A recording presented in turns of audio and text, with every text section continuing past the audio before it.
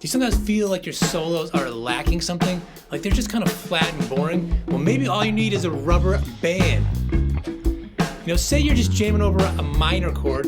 You might use a minor pentatonic, you know, pretty common. Something like this. But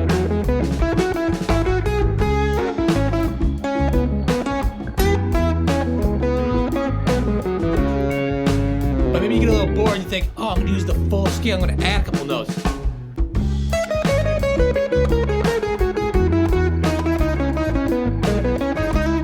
And you really play like a little, pattern like that, it gets a little boring, so you think maybe I'll take something away. And you play just the notes on the chord. And you're like, you know what, it's a little predictable, that's kind of boring. What about the rubber band tactic?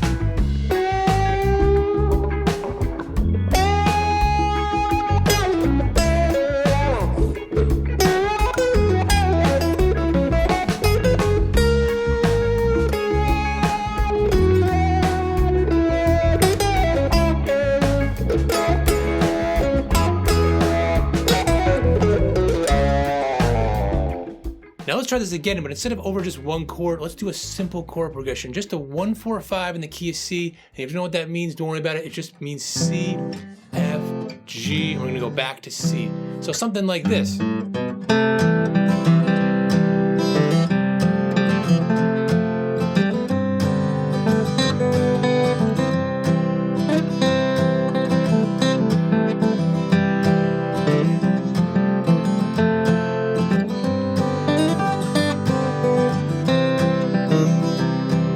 So what exactly was going on there? Well, I was playing chord tones of the chords as they were happening. So I started with a G, and then I went right up the C major scale, A, B, and C. So when I'm on the C chord, I'm playing G, that's one of the notes in that chord. Then on F, I played A, that's one of the notes in the chord. For G, I played B, and then for C, C, which of course is in C.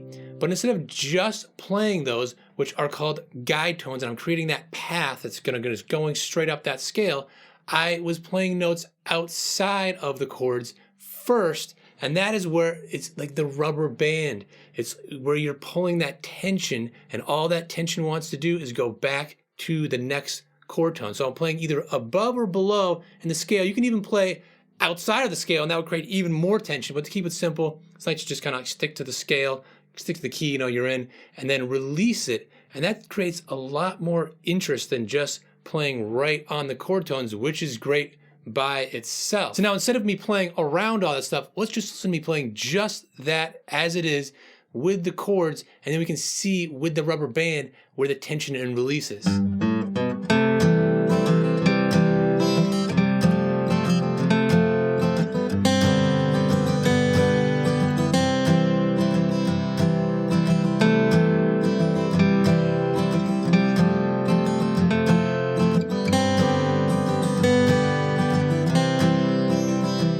So again, for the C, we've got A first, and then letting it go down. You can hear that tension, releasing it.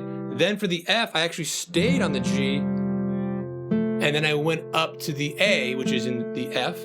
And then for G, played C first, and then went down to the B. And then for C, again, just kind of stayed right on it to kind of resolve it. And then I played, the first time around that stuff. Thinking of you're playing like a rubber band can add much needed tension and release, which in turn creates more drama and excitement. Although if you think this is a great idea but find it overwhelming, check out this video here, because in this video I cover the basics of creating a path of chord tones within a chord progression. It's really where you want to start before applying the rubber band tactic.